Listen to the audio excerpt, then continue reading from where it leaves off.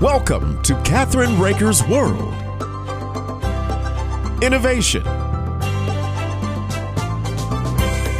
culture, adventure, fashion and health, artists, destinations, traditions.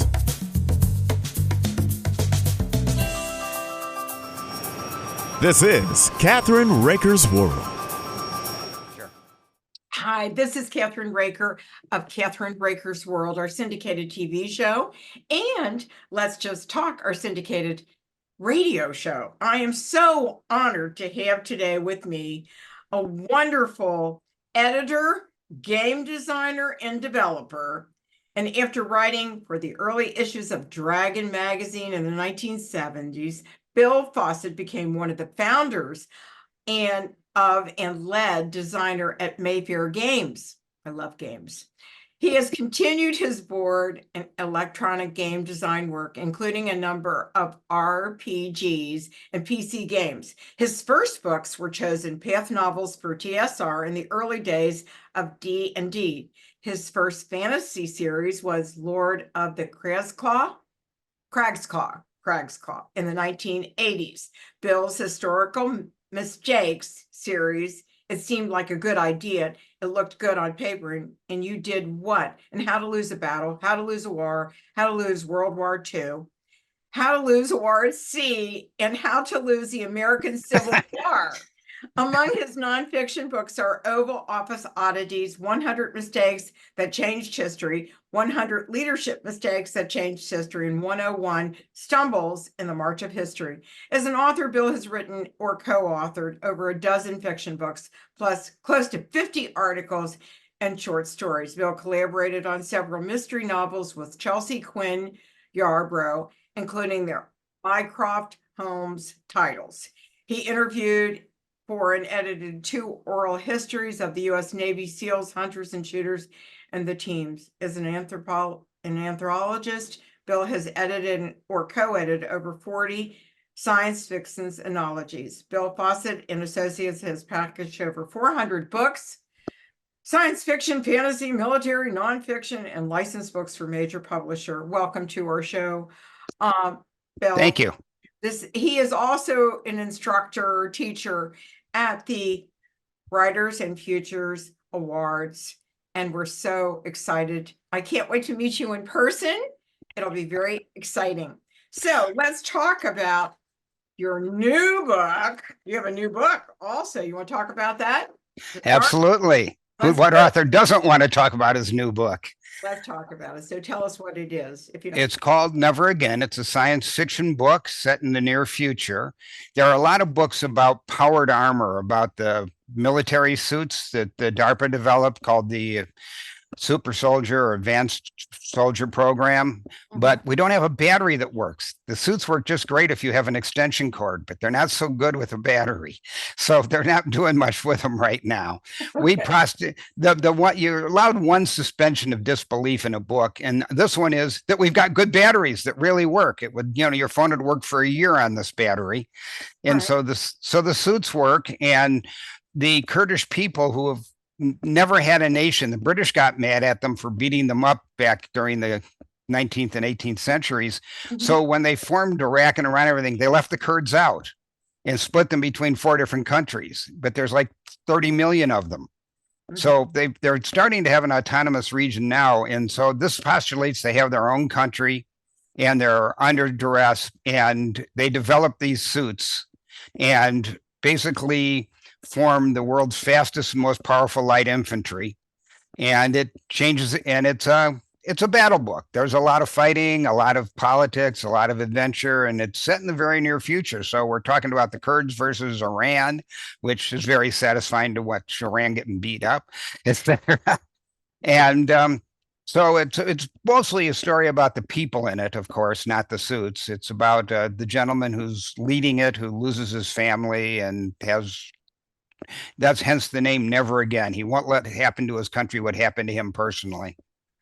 I want you to know that I lived in Turkey. Did you? Yes, I did for 4 years and got to be on radio and not television there, but radio.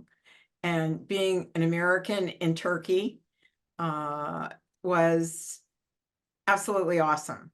And I know all about the Kurdish. So this is really exciting for me to be able to read your book and to, meet you in person. So let me ask you, you love teaching, don't you? I love teaching. In fact, I'm really looking forward to next week. I'm teaching at the L. Ron Hubbard Writers and Illustrators of the Future at the workshop that they run. As you know, horrible lead in. I shouldn't do that as a writer. Anyway, at the workshop, sorry, I'm an editor too. I edit myself. I'm hard on myself. I'm a terrible writer when I'm editing. I'm going to be teaching these winners who it's kind of fun to go to, because when you look around, you realize that in the past, everyone from Brandon Sanderson to Nietzsche to Eric Flint were finalists, took these courses. Am I looking at 40 years from now, the best sellers from all of the industry, just like it would have been 40 years ago when it started and the first people, and many of them became bestsellers.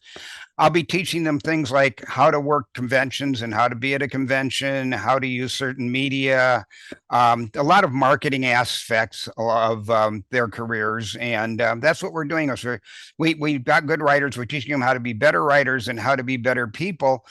And I think Ron Hubbard, if he had realized looking around at the first one where it was going to go, he'd have been impressed even himself with the very generous grant he gave to start this project. And it's been a long time. He's been gone for how long now? Oh, over 20 years. So right. So the money actually has lasted all that time. Yeah, over 4. Well, yeah, it was in his will. So it was started after he died 40 years ago this year. And the idea was to do exactly what it's done, and they stayed true to path, which is very fun to see. That's why I said, yeah, I'll work with you. I'd love to help with this. It's bringing a lot of good talent up, and that's really what this industry always is about, the talent when it comes down to it. And so meeting these new people and looking around and going, I wonder which one of you is going to be the next big name, the next Brandon Sanderson in 2025 or 2090, 2035 or whenever. And one of them probably will. Right. And I love science fiction. That has a lot to do with it, Well, and I think the most important thing is it gives these wonderful people the instruction and the mentoring that they need to, and I have authors that call me and go, I don't think I can write anymore. And I go, really? Come on, let's talk about it. So it's like a mentoring process, isn't it?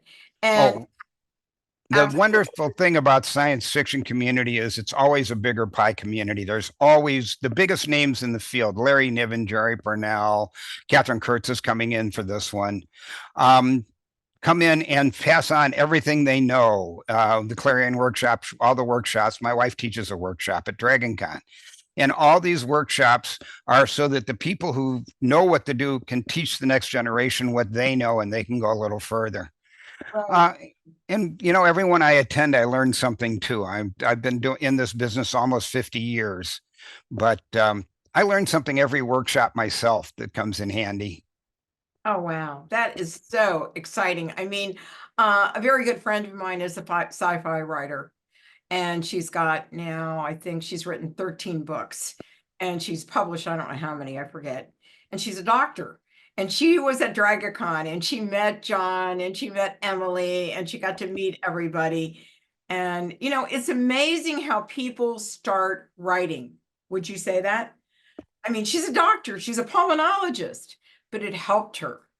It helped her get through a lot of the things. She lost her husband. And do you find that there is there anything that surprises you anymore, Bill, about people that come in to science fiction?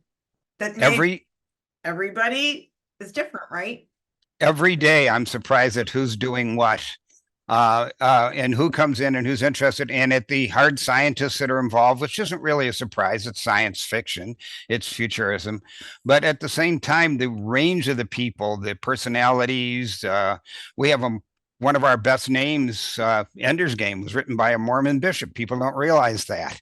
I mean, the fields of endeavor that people come from and the strengths they bring in are just astonishing. And the personalities are great too. And I think what really surprised back in the 70s when I was getting into the field, when we were just starting D&D and stuff, it was just starting, I wasn't starting, and things were going on. We got to meet, these idols whose names were on books. You find such a wonderful and amazing range of people who write science fiction, from hard scientists who are writing science to hard scientists that are writing about orcs and fantasy. You find linguists, you find people that you would never, doctors who are proctologists or something, writing about soaring dragons. And you also find people who develop doing it and who become what they are because they're able to express themselves. Us closet nerds like me, who was an outcast. I mean, if you think about it, Kathryn, back in the 70s and the 60s, if you read science fiction, you were weird. It was not in, and there were like 2 movies a year, Forbidden Planet or something, that came out, and that was it. I mean, that was all of science fiction, and the books were like 1 out of 40 on the racks. Go read Westerns, they'd tell me. But we've loved science fiction, and now we see the people, because of the writing, because it got picked up, and because of the excitement it can generate, we've won the culture wars. I mean, we're actually the sort of dominant theme of almost all the big movies, all the television. If you look at the top 20 movies, I think like 17 of them are either comics or science fiction or something like it. The biggest licenses are. And it's kind of fun because we're getting such a wide range, and it's such a supportive community that everyone works together. You get your big names. Larry Niven taught at this. Jerry Parnell, when he was alive, taught at this. Kathryn Kurtz is coming in. You get some of the biggest names in our field. We're not paid. We just come into the Writers of the Future and Illustrators of the Future to pass on what we've had, because it's a community. And this is a very good, important part of bringing new talent and keeping the community alive. So we all come and contribute. Well, I have to tell you that I lived in England, and the base commander that I worked for, there was a UFO that actually came down, and 2 British women wrote about it and went against the Defense Department and everybody else to tell the story. And I really wish that he could come someday to Writers of the Future, because he was so brave. After it was all over, they moved everybody out. The Air Force, the American Air Force, moved everybody out. And guess what? He's still talking about Bentwaters and Woodbridge today on unexplained objects and stuff like that. So, and think about, now we have the Space Force. Think about 3 years ago, the commanding general, General Johnson of the Space Force, spoke at the awards ceremony. I mean, let's face it, even Congress has admitted UFOs exist now, right, and they won't admit we have a budget deficit. So it's amazing. Yeah, we know. So, and they're both out beyond reason. I know. And you know what? I'm so excited about what you're doing and what your beautiful wife is doing for the industry, because, without you and without her and all the other judges and mentors, there wouldn't be people out there helping people become creative, because there's so many people that are out there today that really need that encouragement from all over the world. And I have to tell you, I want to thank you so much for joining me today. Can't wait to see you, kid, out there. Well, it'll be great. And my book will have just come out. It comes out, Never Again comes out on the 19th of April. So I'll actually be able to show you the book when we get together. Well, guess what? I'm going to bring my book and give it to you and Judy. How about that? Well, thank you very much. Jody and I will appreciate it. And you get to meet my 57-year-old or 58-year-old son who was the co-author of our book. So I'll be happy to meet him. he is really something else. He's going to be holding the camera on the red carpet.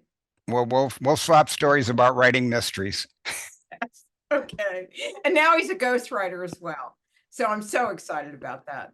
So I want to thank you so much for joining me today on Kathryn Raaker's World and Let's Just Talk. And give your website, if you don't mind, and where people can find you. www.bloodandarmor.com for the new series. Thank you. And don't forget, we're going to be on television. We're going to be televising this on writersofthefuture.com. Am I correct? Yes. All right. And give Judy our love. Thank you so much. I will. And don't forget to look for 40. Yes, for 40. I can't wait. My wife's the editor. I got to plug it. Oh, I know. Go ahead. I'm great. You do. Thank you, Kathryn. Thank Pleasure you so talking. much. Have a great time. And